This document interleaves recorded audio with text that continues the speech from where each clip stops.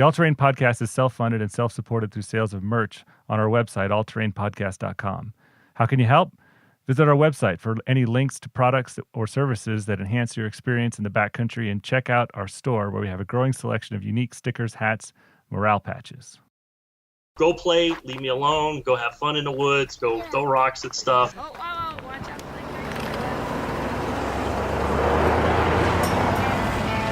Did you see your tire come all the way off the ground?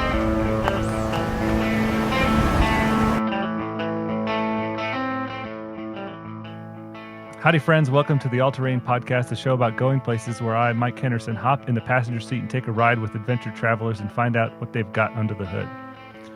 This is episode 2, and today we're talking via Skype with our friend Michael Schaefer, a family overlander from Las Vegas, Nevada. Michael's the father of 3 who works as an electronics technician for government contractors. His 410 work week works out well for their family adventure lifestyle. If you follow him on Instagram, you'll also know that in addition to having excellent taste in 4x4s, he's a skilled mechanic and fabricator who draws a sizable crowd of buddies to his garage work sessions. Michael Schaefer, thanks for joining me today. Yeah, no problem. Glad to be here. Sounds like you've got a little action in the background there. Oh yeah, the wife, she's busy shooing all the kids out the front door. They're gonna run and do some errands, try to keep it quiet. There's no such thing as a quiet place in our house. No kidding.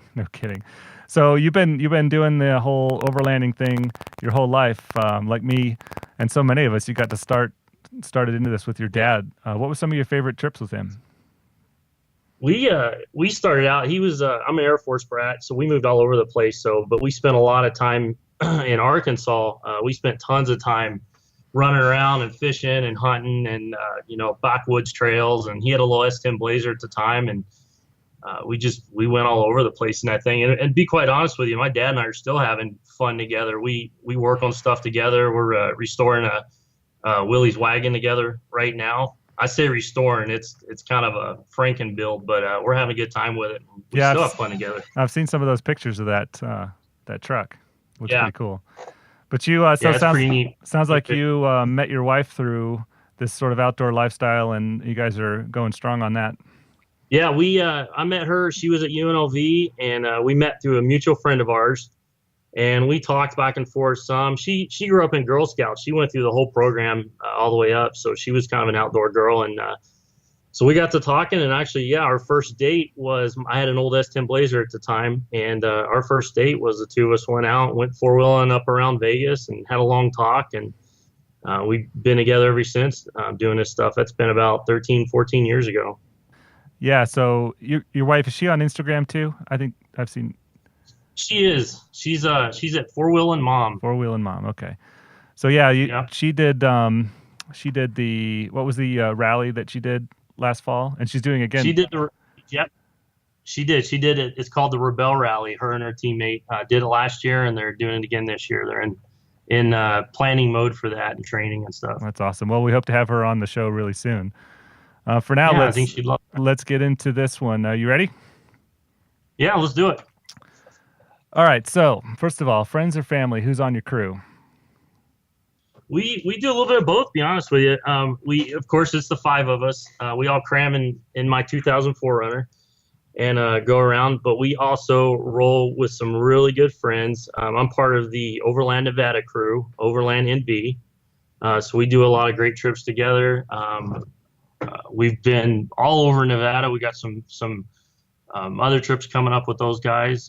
We run around with some other local overlanding groups, some different organizations. So we kind of branch out and do anything, but most of the time it's the 5 of us going, no matter who we're rolling with. The 5 of us. So it's you and your wife and 3 little ones, right? Yep. It's Andrea and I, and then we've got Carter's 7, Carson's 4, and Eleanor's 2, about 2.5 years old. Yeah. So leading into the next question, what's your overlanding vehicle and how do you fit 3 car-seated kids into it? It's tight. We do it. I got 3 car seats stacked against the back, in the back seat, and we all cram in there. And you know what? The kids do great. They really do. I think sometimes it's easier when we're out camping because I can just kind of open the doors and be like, go go play, leave me alone, go have fun in the woods, go throw rocks at stuff. And, it's almost easier out there than it is when we're home, and they're kind of confined in this area. And then, in Vegas right now, it's so hot outside. It's hard to go outside and do anything. So, right. So that's, you guys have a 4Runner, right? And a third gen 4Runner? Third gen 4Runner. It's a 2000. So it's a third generation, which is the same as the first generation Tacoma. And not to go too far back, but my wife and I, when we got married, bought a first generation Tacoma. It was a 2001.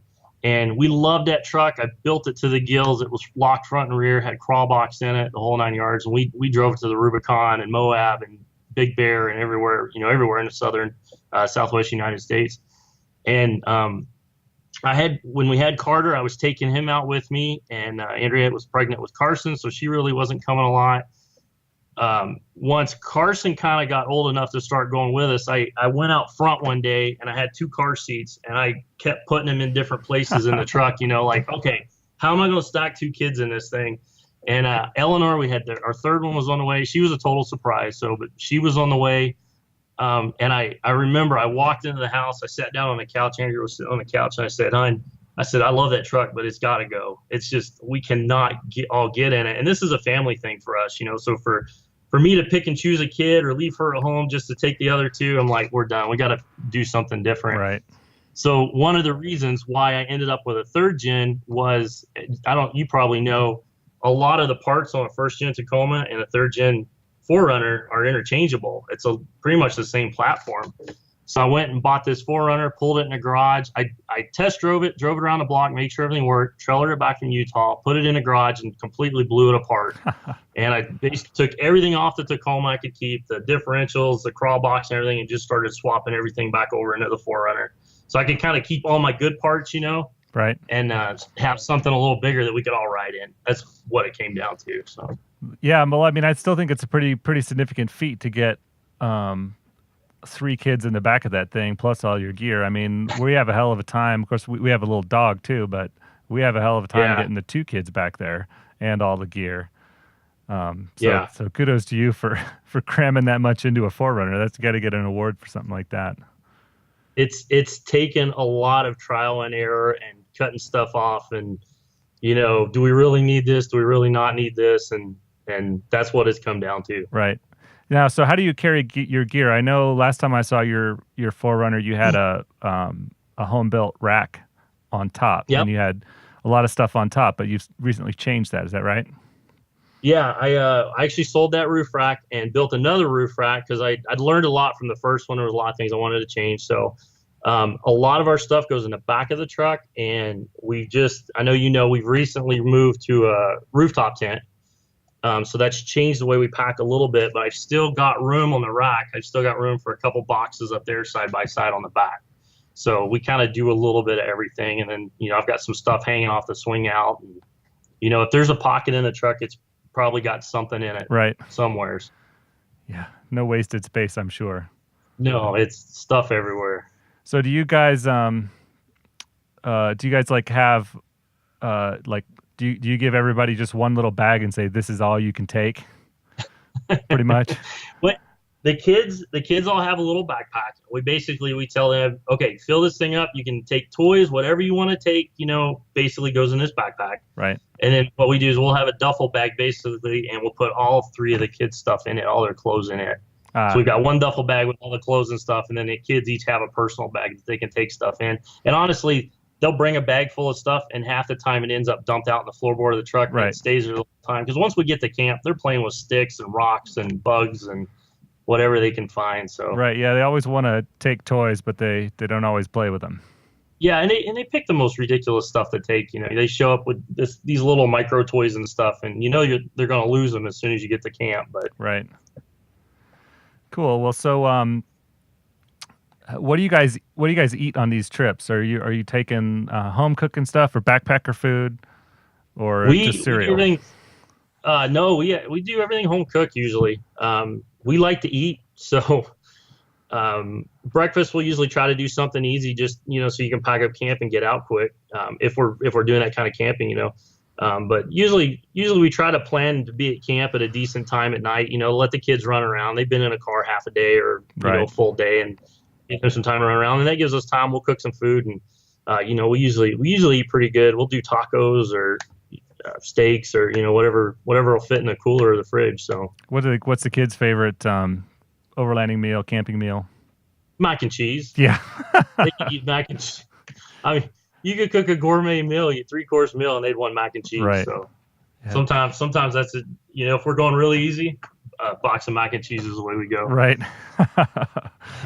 That's so annoying that they'll just eat mac and cheese. That's all they ever want. Kids crack me up. So where do you guys sleep? I know we've kind of already answered that question. How does that work, sleeping 5 of you in a rooftop tent? So what we ended up with a CVT. I think it's a Mount Rainier model. So it's a smaller model. It's actually, I think they call it a 2+ person or whatever. Right. And the reason we did that is I do a lot of trips where I'll take me and a couple boys, or Andrea and I, every now and then we'll get away from the kids and go by ourselves. So what we can do is with that smaller tent, we can just run that on the roof and not have to worry about it. If the whole family is together, which honestly is probably 80% of our trips, I got the model with the annex. So what we'll do is Andrea and I will sleep up top, and half the time Eleanor ends up, she's still pretty little, so she'll end up crawling up there with us at night. But the boys will usually sleep down in the annex on the ground. So, and they don't need super comfortable at this point in their life. They sleep on the floor in their bedroom half the time. Yeah. So we got some thin mats we throw out for them, and they curl in their sleeping bag, and they're good to go. And so they love it. So that annex is like it's got like a PVC floor and everything. It does, yeah. Yeah, it's a PVC floor and the same canvas as the tent walls, and it's got doors all the way around it, so it's easy to get in and out of. And it's actually nice because you got a nice little changing room and stuff down there too, and place to throw clothes and whatnot. And so that you have to zip that off and fold it up. Does it store with the rooftop tent, or does it store separately? It's in a separate bag right now. The way we pack it up, we throw our sleeping bags and stuff in the top. So once you get all that in there, fold it up, you can get the zipper on. If you try to put any more in there, it'd be really hard to close it up. So I fold it up in a separate bag. It's like a stuff sack. Right. Does that go inside or on top? It goes inside. Okay. Yeah, it goes inside right now. I'm gonna need like a video of how you guys pack that thing. I should get one. I'm telling you, we've cut. There's so much stuff that I used to take. When me and my buddies in high school were camping, the two of us would literally fill a Ford Ranger pickup bed full of stuff. And to this day, I still don't even know what we were taking. Right.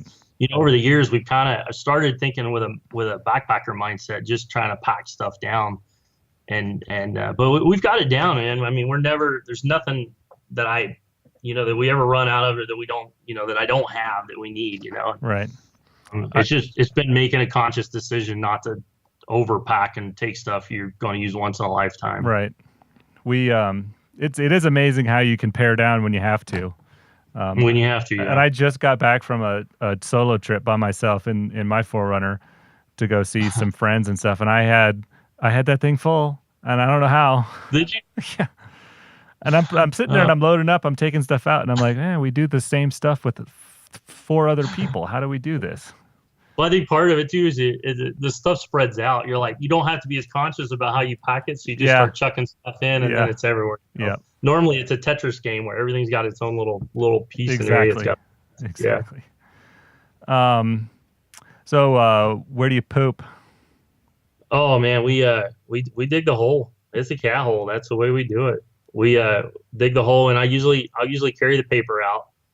I try not to leave anything behind, but we always dig a hole, do our business, cover it up, what you're supposed to do.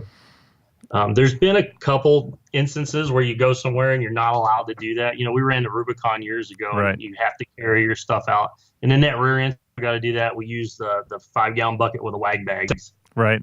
And so they work good, and it solidifies, and you can chuck it anywhere. And so tell me about a wag bag. I'm not 100% familiar with that.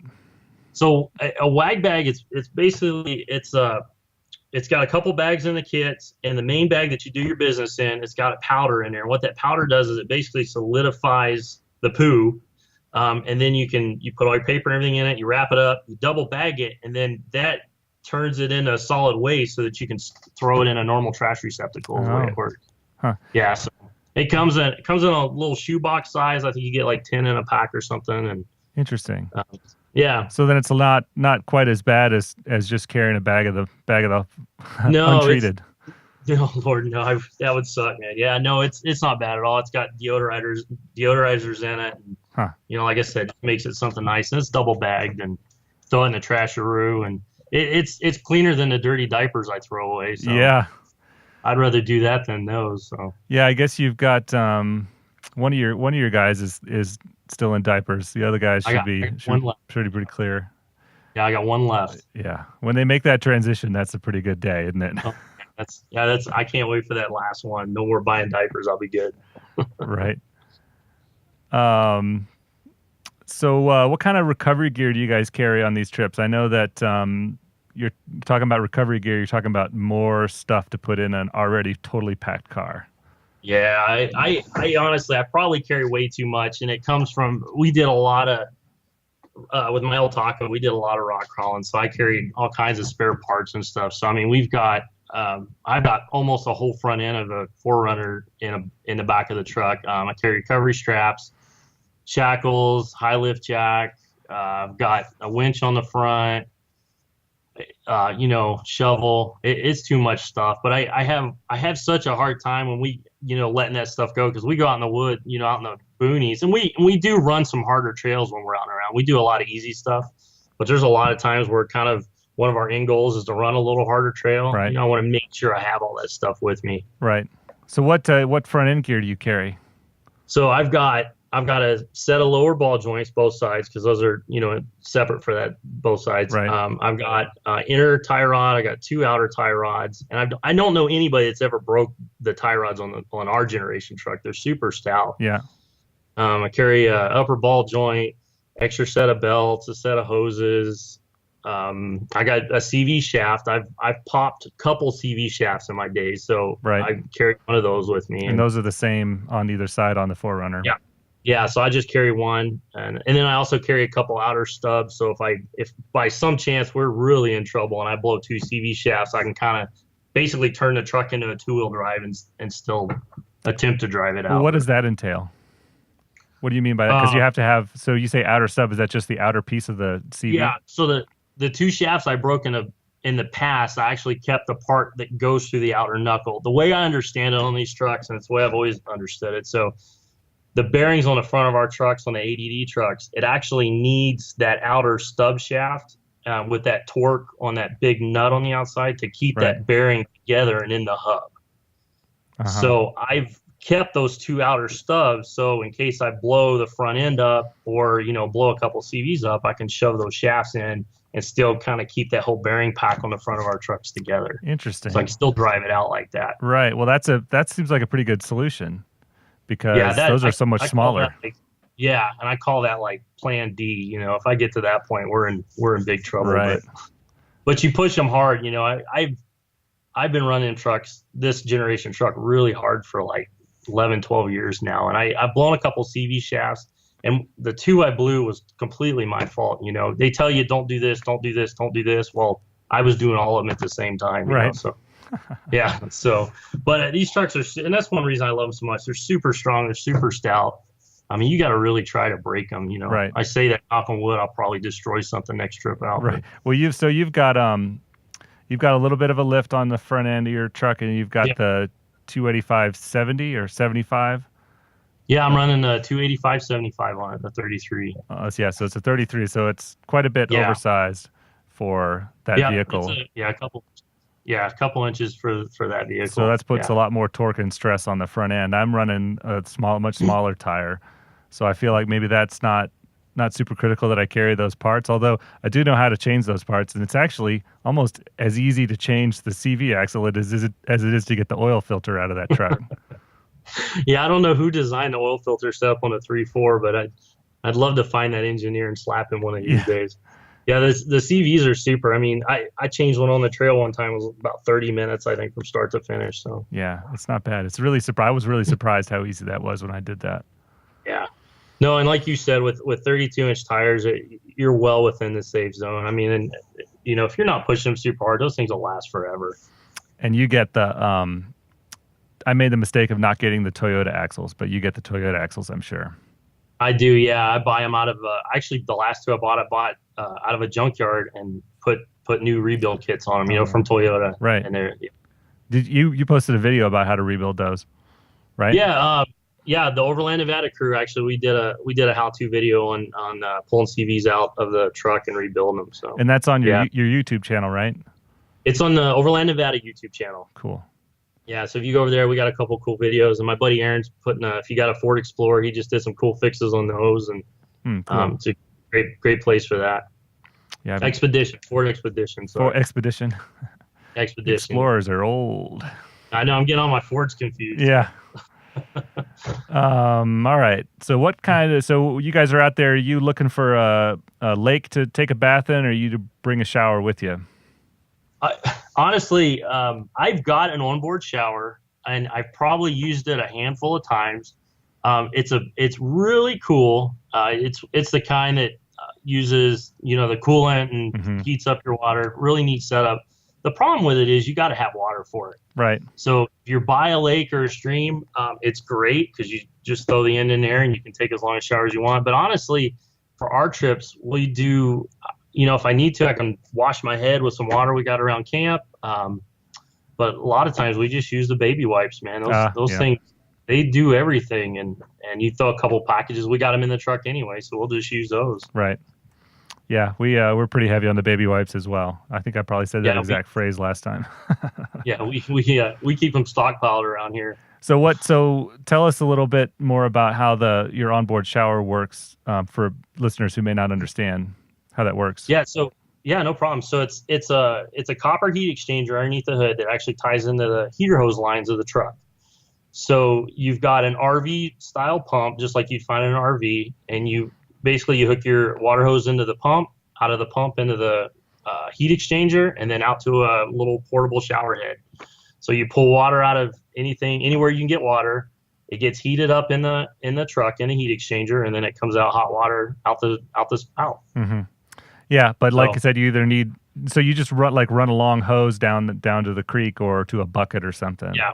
Yeah. Yeah. The kit I bought has a kit, and it's got all the hoses and stuff in it. So yeah. And my wife and I, we found out if we can get about 4 gallons of water, we can both take a nice shower with that. Right. We'll heat the water up in the bucket, and that's plenty for 2 people to get cleaned off on the trail. Yeah. So interesting. But the baby wipes, that's where it's at. Yeah. Cheap and easy. Yeah, the baby wipes.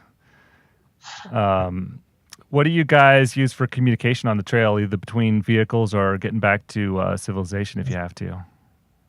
We are mainly running ham radios now. I've still got a CB in the truck. I started running with a group here about a year ago. We doing some trail runs with them, Rogue OVerland, right? And they were running CBs at the time, so I went ahead and put a CB back in my truck. But honestly, they're starting to all go ham radio now. So that's OVerland Nevada crew. That's all what we're running is ham.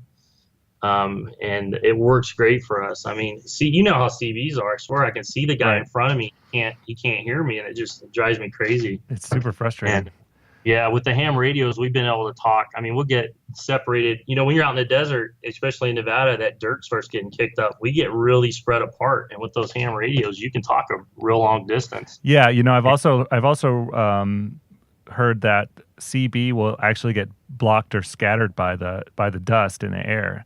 Oh, really? And that's one of the issues that prevents you from communicating over distances with those. Wow. And see, I never heard that. I think air gets in the way of CB, to be honest with you. What frequency do you guys usually use when you're talking back and forth?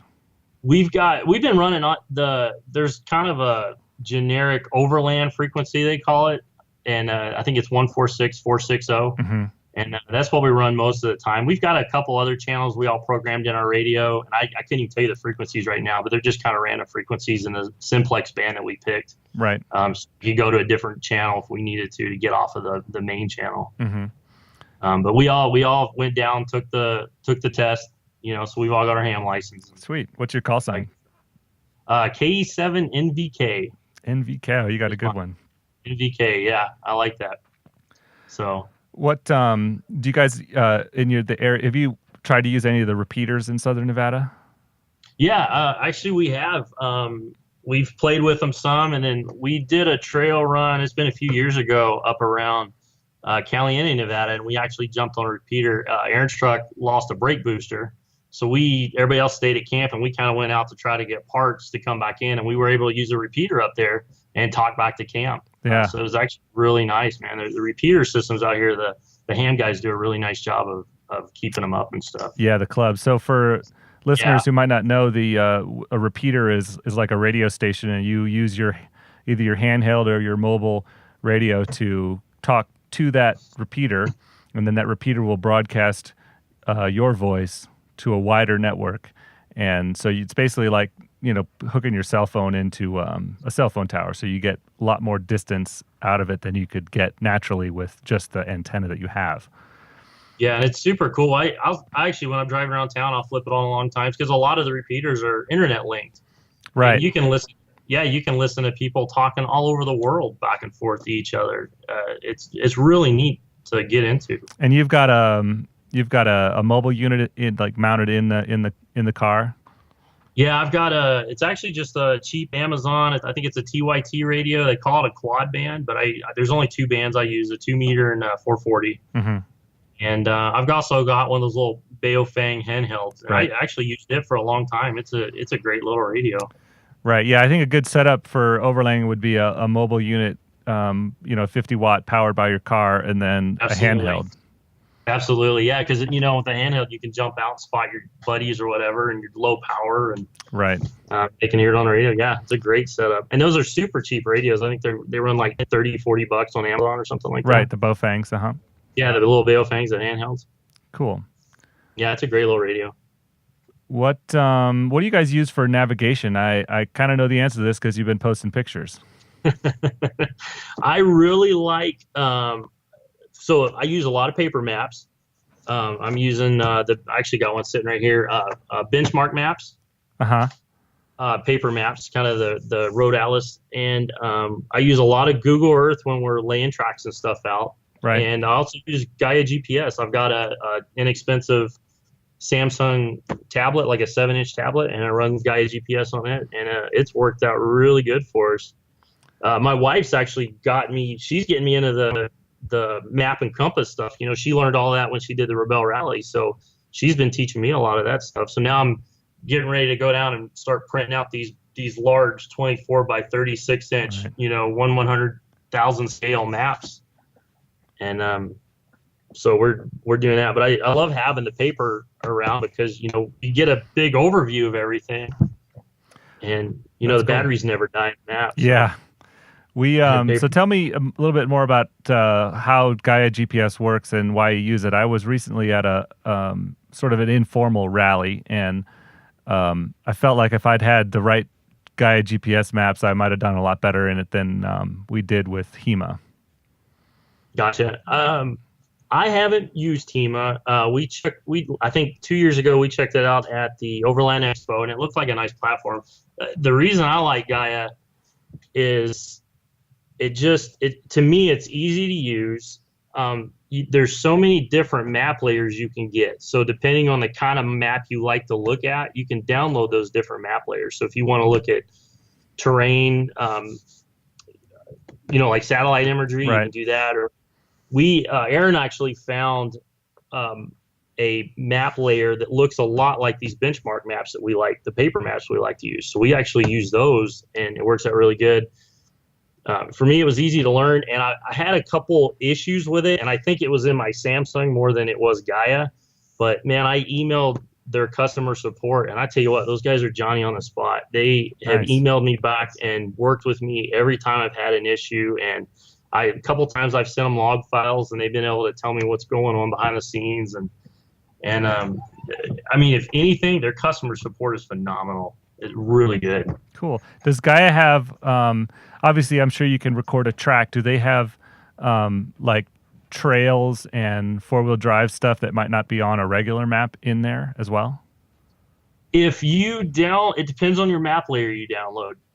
So you can get a lot of those trails. You see a lot of those roads anyway on the map layer. Right. They've got an online, I don't know what you'd call it, but an online website where you can back everything up. And there's a ton of trails and stuff in there that people have basically downloaded to a cloud that you can go in and pull off too if you want to go that way. So like if you guys go out and you map something, I can then go pull that down from there. Yeah, and the way they save it, it's a standard GPX format. So I can download it and email it. I can upload it to the website, to Gaia's website, right, and share it from there, and then send you a link. Any of that stuff. Yeah, it's a great platform for swapping around trails and stuff. Cool.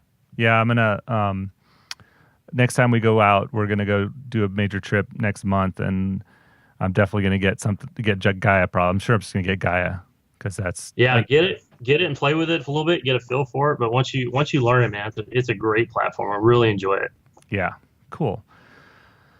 So what other non-driving activities do you guys do on the trail with the family? We do a little bit we like to hike, do a little bit of fishing. I'm not much of a fisherman. I like to fish, but I never catch anything. So, and the kids are so little, they get bored with it really quick, but we do a little bit of that. I'm trying to learn photography. So I do a lot of that when we're out and around trying to take pictures. I'm not very good, but you snap a couple thousand, usually get one or two decent ones. Yeah.